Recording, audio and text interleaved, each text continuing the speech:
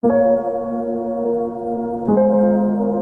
mabuting balita ngayon, mapapakinggan natin ang turo ni Jesus na tinatawag na Beatitudes. Ito ay nag-uumpisa sa pamamagitan ng pagpapala sa mga dukha, nagugutom at mga nagdurusa na gagantimpalaan sa kaharian ng Diyos. Ngunit binabalaan niya ang mga mayayaman, mga busog at komportable ang buhay ngayon na pwede nilang maranasan ang paghihirap kung patuloy nilang hindi papansinin ang mga nangangailangan. Madalas nating iniisip na ang pagiging mayaman, sikat o matagumpay ay nangangahulugang nasa atin na ang lahat ng kaligayahan at pagpapala. Ngunit itinuturo sa atin ng Panginoon ngayon na ang tunay na kaligayahan at pagpapala ay nagmumula sa tunay na relasyon sa Kanya at kung paano natin tratuhin ang kapwa, lalo na ang mga nangangailangan. Ipinapaalala sa atin ngayon ng mabuting balita na pahalagahan ang mas importanteng bagay higit sa lahat: pagmamahal, kabutihan at habag. Hamon sa atin na wag lang natin tignan ang komportable nating pamumuhay at tagumpay,